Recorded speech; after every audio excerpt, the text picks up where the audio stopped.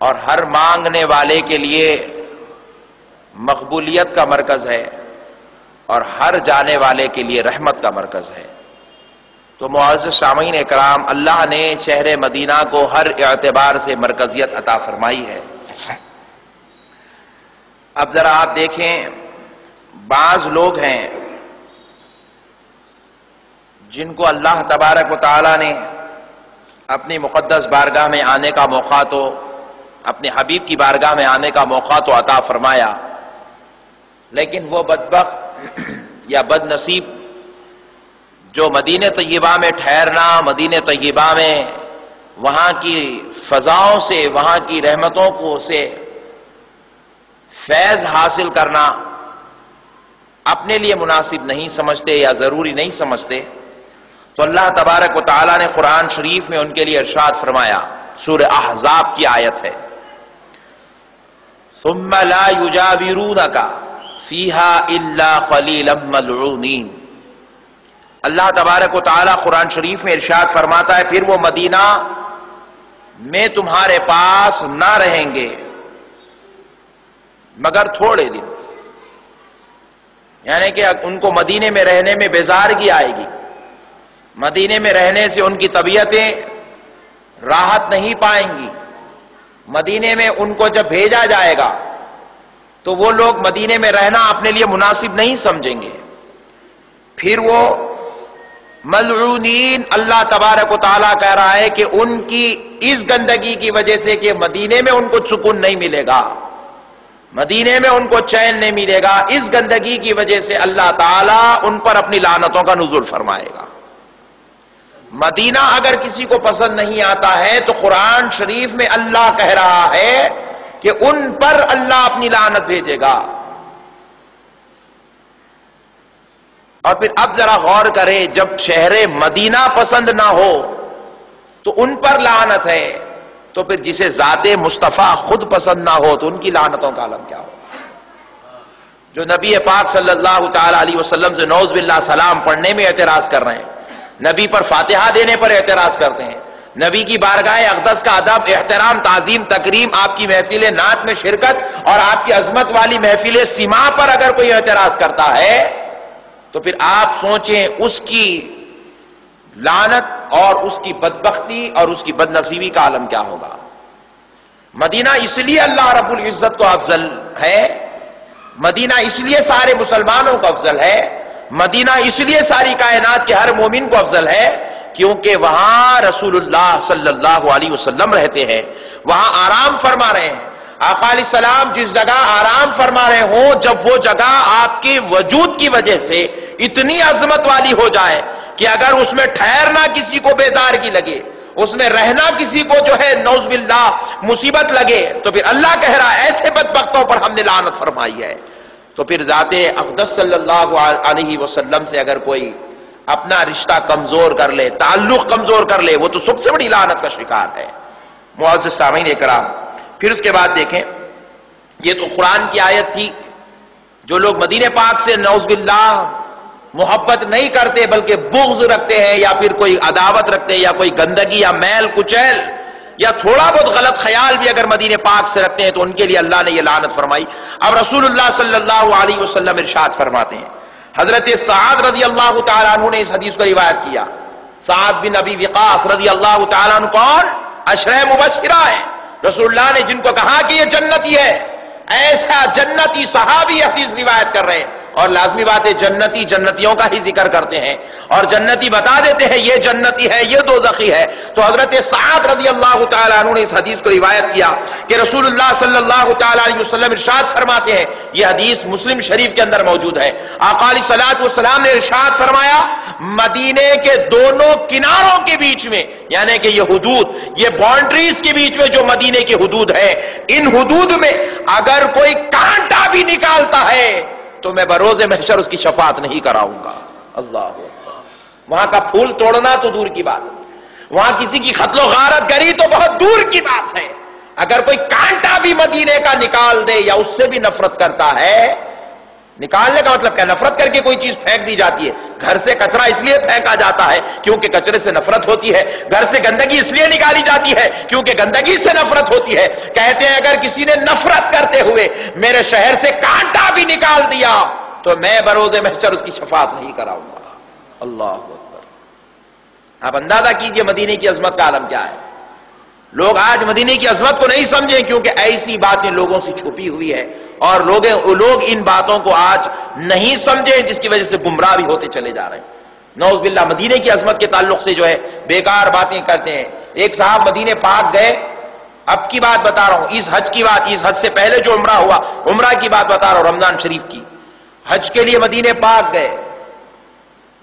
جو یہاں سے انہوں نے جن ٹریولز والوں سے, جن ٹورز والوں سے انہوں نے اپنا پیکج لیا تھا, وہ لوگوں نے ان کو ہوٹل جو ہے 1 کلومیٹر 2 کلومیٹر دور دے دی حرم شریف سے. کعبۃ اللہ شریف میں حرم شریف سے 2 کلومیٹر ہوٹل دور ملی تو کہے کہ یہاں تو ہوٹل بہت دور مل گئی, لہذا 1 دن رہے اور دوسرے دن مدینہ طیبہ واپس ہو گئے. جب مدینے میں آئے تو مدینے والا نبی جانتا تھا یہ کعبے سے محبت دل میں نفرت پیدا کر کے آ رہا ہے, محبت نکال کے آ رہا ہے. جب مدینے آئے تو 5 کلومیٹر دور ملی ہوٹل, 5 کلومیٹر دور. کہا کہ یہ بدبخت ہے, محبت میں ہمارے پاس نہیں آ رہا ہے. کعبے میں ہوٹل دور ملی, سکونت دور ملی, اور یہ کعبے میں آنے اور جانے کی تکلیف کو برداشت نہیں کر رہا ہے, اس لیے ہمارے پاس آ رہا ہے. وہاں جانے تک انتظام کیا ہوا کہ مدینے شہر میں 5 کلومیٹر دور ہوٹل ملی رمضان شریف میں. تو دیکھا کہ 5 کلومیٹر ہوٹل دور ہے, بس صبح گئے, ظہر کی نماز کے بعد عصر مغرب پڑھے, عشاء کے بعد ٹکٹ بک کروائے, حیدرآباد واپس ہو گئے. اور آ کر کہہ رہے ہیں گیا تو تھا مگر افسوس کی بات ہے وہاں ہوٹل دور ملی اس لیے آ گیا. تو جن پر اللہ لعنت کرتا ہے, جن کو اللہ اپنے عذاب کا شکار بنانا چاہتا ہے, جن کو پروردگار عالم اب ساری رحمتوں سے دور رکھنا چاہتا ہے, ایسے بد نصیب اور بدبخت وہ قوم ہوتی ہے جنہیں نہ مدینہ پسند آتا ہے نہ مکے میں راحت نصیب ہوتی ہے. تو معزز سامعین کرام, لیکن عاشقوں کی تو بات کچھ اور ہی نرالی ہوتی ہے. آپ قربان جائیں, ہم قربان جائیں اپنی قسمتوں پر, اللہ نے ہمیں عاشقوں میں سے پیدا فرمایا. کسی عاشق شاعر نے کیا خوب کہا ہے, ذرا دیکھیے. فرماتے ہیں ان کے طفیل رب نے, ان کے طفیل رب نے حج بھی کرا دیے, ان کے طفیل رب نے حج بھی کرا دیے. اصل مراد حاضری اس پاک در کی ہے, اصل مراد حاضری اس پاک در کی ہے. اصل میں جانا تو وہاں تھا لیکن صدقہ ان کا ہے. اللہ بولا اتنی دور آ ہی رہے ہو ذرا حج بھی کر لیا کرو. حج تو بہانہ ہے, حقیقت تو جانا در مصطفیٰ پر ہے. معزز سامعین اکرام, یہ عاشقوں کی بات ہے, یہ عاشقوں کی بات ہے. اب ایک اور لطیف نکتہ سنا دیتا ہوں. پاکستان کے ایک بہت بڑے عالم دین ہیں حضرت علامہ ابو سعید کاظمی صاحب قبلہ رحمت اللہ تعالی علیہ. یہ بہت بڑے عالم دین تھے پاکستان کے, بہت بڑے عالم دین, بلکہ پروفیسر ڈاکٹر طاہر القادری کے استاذوں میں سے ہیں. علامہ سعید احمد کاظمی صاحب قبلہ رحمت اللہ علیہ مدینے پاک گئے تو مدینے پاک میں جو سرکار کا گنبد بنا ہوا ہے وہ بڑی آزمائش کی جگہ ہے. وہاں پر عاشق اور ایک غیر کا امتحان ہوتا ہے. مدینے آپ دیکھیے, ہونا تو یہ چاہیے تھا کہ سرکار کا گنبد الگ ہو, مسجد سے دور ہو, جیسے بارگاہیں ہوتی ہیں مسجد سے دور ہوتی ہیں, درگاہیں ہوتی ہیں, مسجد الگ ہوتی ہے, درگاہ الگ ہوتی ہے, کہیں بھی آپ جا کر دیکھیں. لیکن یہ سرکار کا جو معاملہ ہے بڑا نرالا ہے, یہ آزمائش ہے. وہ جیسے آزمائش ہو رہی تھی صحابہ اکرام کی کہ قبلہ مصطفیٰ جان رحمت نے جو ہے کعبہ معظمہ کو بنانا چاہا تو اللہ نے بیت المقدس سے آپ کو پلٹ دیا کعبے کی طرف نماز کی حالت میں. بولے بھائی یہ حکم تو نماز کے بعد بھی آ سکتا تھا, عصر کے بعد آ سکتا تھا, رات میں آ سکتا تھا, نماز میں آنے کی وجہ کیا ہے؟ تو پتا چلا نماز حکم تو کبھی بھی آ سکتا تھا لیکن آزمائش کیسے ہو سکتی تھی. دیکھنا یہ تھا صحابہ کا ایمان کیا ہے, وہ بیت المقدس سے محبت کرتے ہیں یا مصطفیٰ سے محبت کرتے ہیں.